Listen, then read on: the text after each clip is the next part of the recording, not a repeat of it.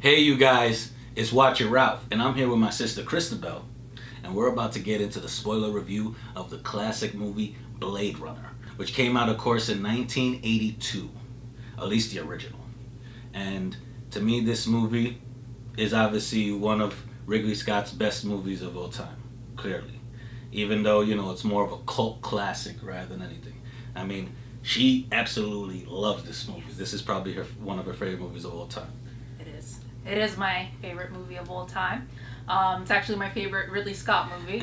Okay, I won't say it's my favorite movie of all time because it's a very difficult. It's in the top 3. Okay. 5.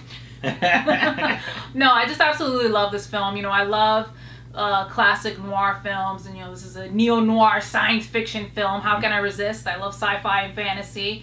I'm a huge fan of Ridley Scott's. I do think this is his best. I think that in terms of all the elements that came together, you know, the source material, the direction, the cinematography. I'm a huge Harrison Ford fan. Beautiful score by Vangelis, this like synthesizer-based electronic with some jazz elements. You know, it's very strange and out there. It's not very traditional score. Vangelis also did like Chariots of Fire, so he was known for a little bit more like experimental stuff. So I think that really adds to the movie. And then the story itself, I think it's just a really cool story. You know, the film itself is supposed to be taking place in 2019. I don't think we're gonna be flying in cars, and we're not quite at replicant stage yet. But it's just awesome. Honestly, it's hard for me to describe the reasons I love it because I'm like a total fangirl when it comes to it. Obviously, it came out before I was in the negatives. I wasn't even like near being born. What was it? It was -6. But I think it just does a very good job of, you know, you're following this character, this Blade Runner, titular character, which is played by Harrison Ford, Deckard, and his job, he's a former police officer and he's part of this special force known as Blade Runners that went after replicants. Replicants were created to work off-world and colonizing, so they were pretty much slaves. And one of the newer models rebelled. Yes. And they started like this huge rebellion, and a lot of human lives were killed. So that kind of is the premise leading up to the start of the film. Harrison Ford's kind of over his job. He's kind of let all of that go, but he's one of the best known replicants. So the police kind of one of the best known replicant hunters. hunters. Yes, well. Oh well, you basically Freudian slip. Exactly. Freudian slip right exactly. there. We'll talk about that later. No, yeah, he's one of the best known Blade Runners. So he's brought back in because these 4 replicants have escaped from off-world. They've been banned from being on Earth. And they come to Earth, and you know the intentions are unknown in the beginning of the film by Harrison Ford's Deckard, by the police. But really, it's that all replicants were given a certain shelf life, and they're nearing the end of their shelf life. Yeah, 4 years. So basically, they're trying to find their maker. And yes, this movie starring, of course, Harrison Ford, Sean Young, Rutger Hauer, and Daryl Hannah. I mean, it has a great cast. To me, Sean Young especially, this is basically one of our most known films, I would say, being, of course, Rachel. So, or you could think of Einhorn is Finkel, Finkel is Einhorn. You know what I'm saying? Rachel is Einhorn, Einhorn is Rachel. But I don't know if you know that she was also supposedly going to be Vicky Vale in Batman, the original. But she had gotten injured horseback riding, had broken, I believe, her arm or her leg.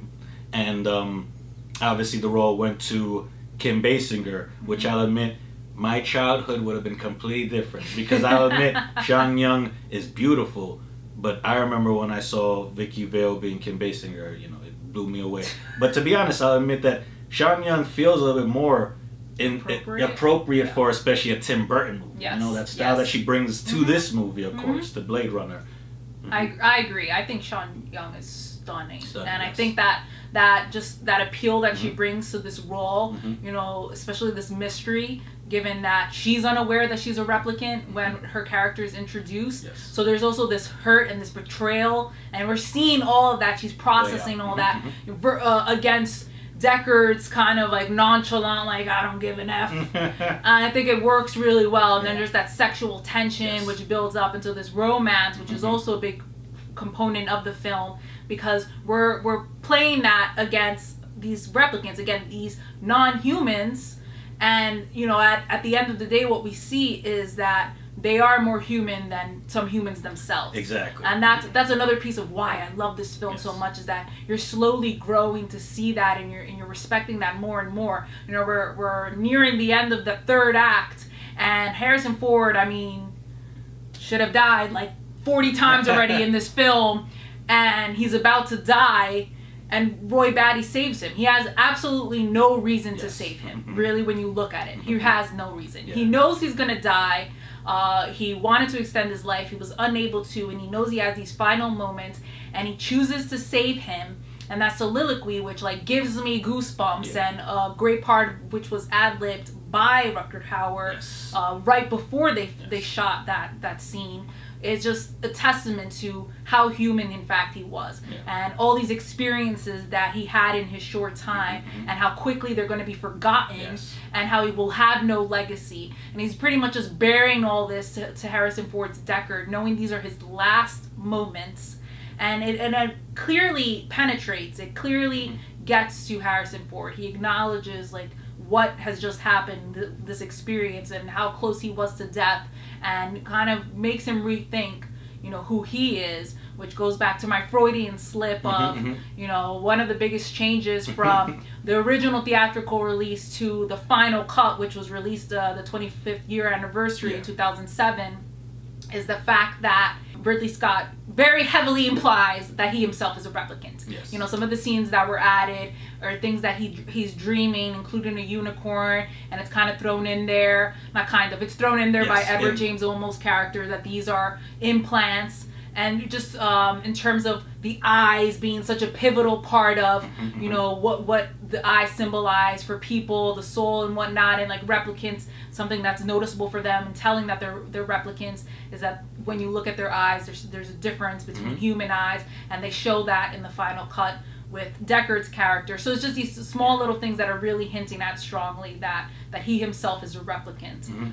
Yeah, so then, I mean, it's there. It's clear as day that, of course, he wants you to wonder and suspect the fact, you know?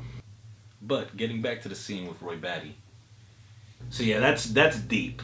I'll admit, that's deep when you're saying, of course, that's what Rutger Hauer's character is doing in that moment. And I know that's true.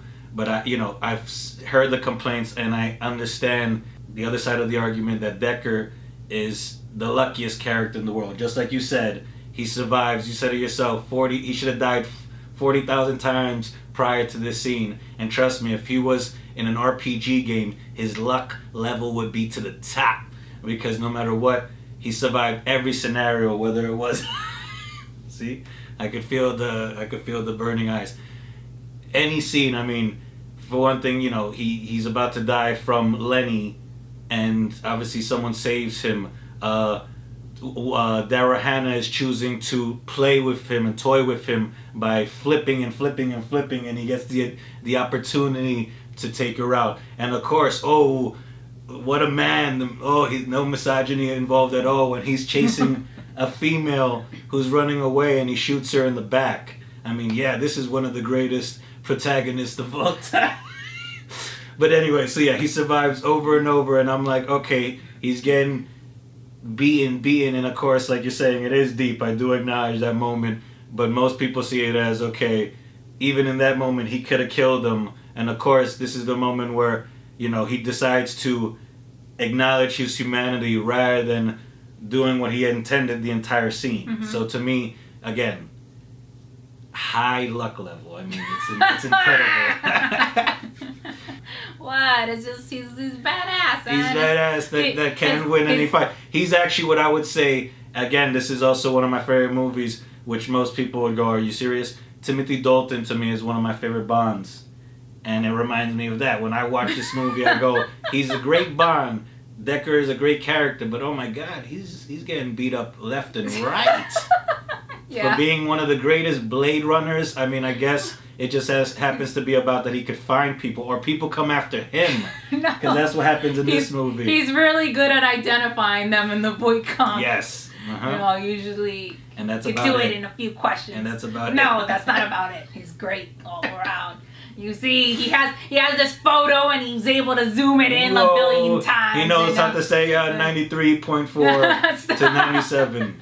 Zoom in. No. Look. Focus. Look, maybe you would have benefited from the narration to get a better feel of his thought that's process. Another thing about the original. Even though that's obviously like the worst voiceover narration. Which if you guys don't understand, the original cut had Harrison Ford doing narration, and you could see that he was phoning it in. It literally sounded like he was phoning it in. Literally, like he decided to, record it while he's on vacation, and he just chose to do it like at 2 o'clock in the morning, right before he's about to go to bed. No, yeah, it's definitely not the same film in that original cut. That was changed. It was remastered, recolored, and I think that those choices really go better with the feel of the film. A lot of blues were turned into greens. And that was really all part of Ridley Scott's vision. I mean, we look at that in a lot of films where what the director wants isn't necessarily what ends up being what's released in the theater. And luckily for him, he was finally able to have that cut released. And then even the very ending, which of course the studio wanted that happy ending of them seeing them drive away. Yep. And instead, of course, clearly this movie is more ominous, so he wanted that ending where they just enter the elevator and you have to wonder what was the next step. You know what I'm saying? Clearly they were trying to escape, but until recent events, we never knew whether or not they made it out. You know? Yeah.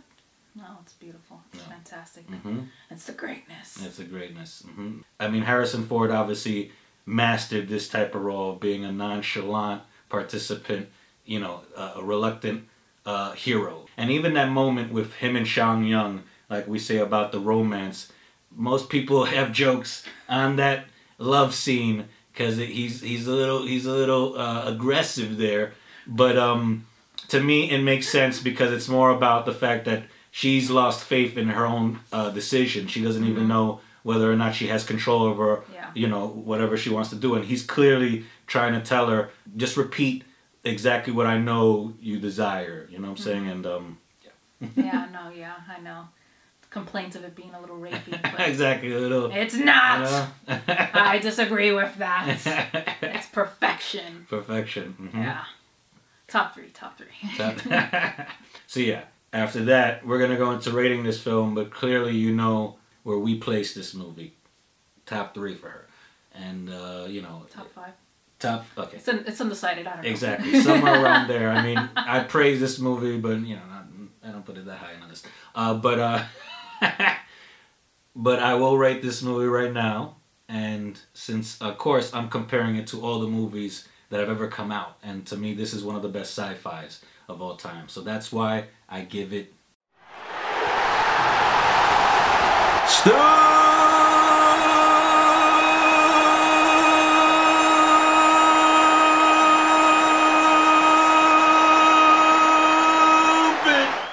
And I'm comparing it to all the movies that have ever come out, and it's one of the best movies, films. Forget genre. So because of that, I give it